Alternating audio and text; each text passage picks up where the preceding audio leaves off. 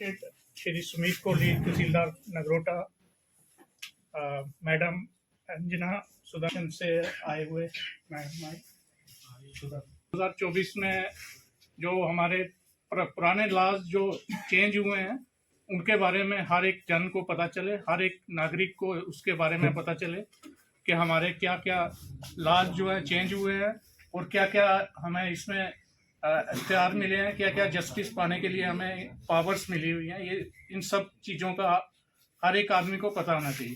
तो इन तीन हमारे जो पुराने 3 लॉज थे, आईपीसी, सीआरपीसी और आईपीसी, इंडियन एविडेंस एक्ट, इन तीनों लॉज को चेंज करके हमारे जो नए 3 लॉ आए हुए हैं, बीएनएस भारतीय न्याय संहिता, भारतीय नागरिक सुरक्षा संहिता और भारतीय साक्ष्य अधिनियम, और 2024 में जो है इन तीनों पुराने लगा कि ये सारे पुराने कॉलोनियल पीरियड के अंग्रेजों के टाइम के लॉज हैं, इनको चेंज करने से रिफॉर्म्स आएंगे। ऑफेंस था 377, उसको रिपेल कर दिया गया था। पिछले टाइम उसकी सहमति में अगर कोई जौन शोषण होता था किसी के साथ तो वो पेनलाइज नहीं था, उसकी पट्टी चौथी, 5वीं थी फाइन। ये 5 पनिशमेंटें होती थी पुराने टाइम में आईपीसी के दौरान। अभी जो चेंजिंग आई है इसमें अभी एक service community as a punishment जो है इंट्रोड्यूस किया गया है। ये काफी चर्चा का विषय भी बना हुआ है और जो इसमें जो लोग का हुआ है 124A, ये राजद्रोह का मामला चलता था पहले, इसमें इन्होंने रिपेल कर दिया है, खत्म कर दिया गया और इसकी जगह एक बीएनएस में एक नया जो है कानून लाया।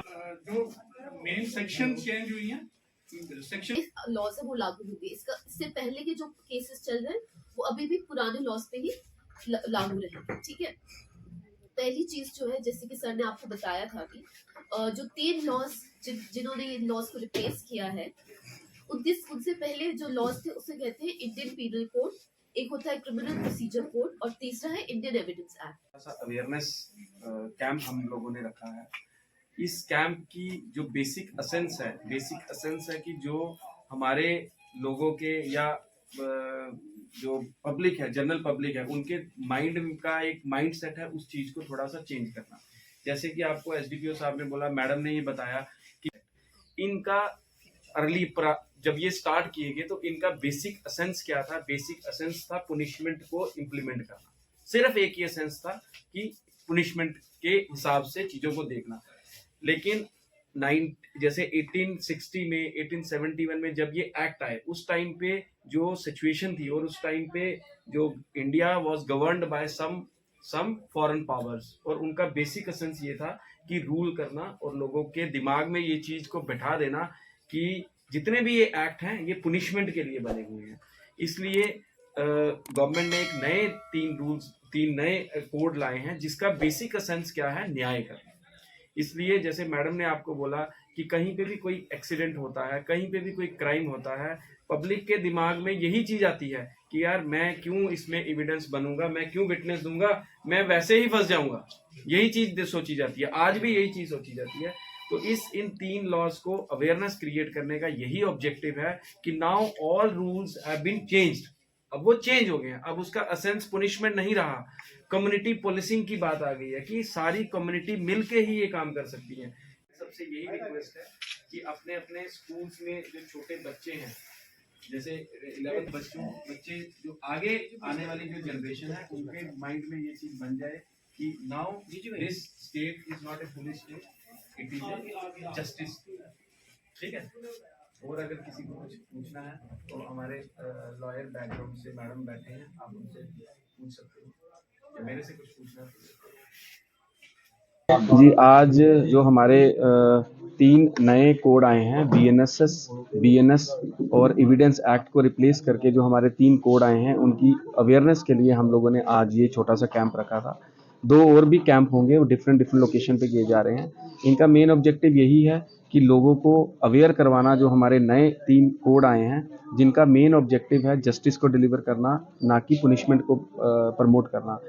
इसलिए आज हमारे लीगल डिपार्टमेंट से प्रोसिक्यूटिंग ऑफिसर भी आए हैं जिन्होंने जो हमारे यहाँ पे पार्टिसिपेंट्स थे उनको अच्छे से अवेयर किया कि जो नए एक्ट हैं इनका क्या ऑब्जेक्टिव क्या है, इनका मेन और कौन कौन से ऐसे सेक्शंस हैं जो हमारे रोज़मर्रा ज़िंदगी में यूज़ किए जा रहे हैं। उन्होंने सोसाइटी में पुलिस का क्या रोल रहता है, क्या प्रोएक्टिवली पुलिस काम कर रही है और कम्युनिटी पुलिसिंग का क्या ऑब्जेक्टिव है हमारी सोसाइटी में, इसके बारे में भी काफ़ी अच्छे से एक्सप्लेन किया। हमारे एसडीपीओ साहब ने भी काफ़ी अच्छे से अपने पुलिस डिपार्टमेंट के फंक्शनिंग को किस तरीके से नए एक्ट के हिसाब से पुलिस की फंक्शनिंग हो रही है उसके बारे में भी लोगों को जागरूक कराया।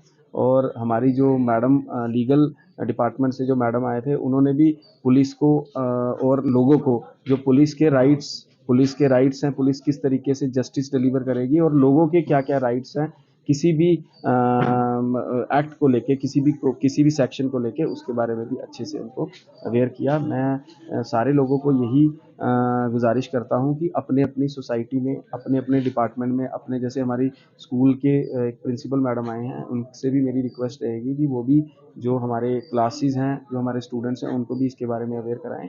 आज जो रखा है यहाँ ब्लॉक नगरोटा में, तो जहाँ से ये अवेयर कर रहे हैं, एसडीपीओ साहब आए हैं, तहसीलदार साहब आए हैं, तो ये लोगों को अवेयर कर रहे हैं कि ये नए लॉ जो बने, मैं समझता हूँ कि नए लॉ जो बने हैं, जो पुराने लॉ थे जैसे इन्होंने बनाया 163 साल पुराने, उनको बदल कर इन्होंने किया। इससे लोगों को थोड़ी सुविधा भी होगी। जैसे इन्होंने बताया कि एफआईआर ऑनलाइन हो सकती है, कहीं होता था जाते थे लिखने के लिए कुछ ना कुछ ऑनलाइन, तो उसके 48 घंटे के अंदर, जैसे इमरजेंसी में कोई एफआईआर दर्ज करानी हो तो कहीं से जाना है, अगर जम्मू में जाना है, जब कहीं आपके साथ कोई इंसिडेंट हो जाता है तो आप कहीं भी ये करा सकते, इससे लोगों को सुविधा होगी। तो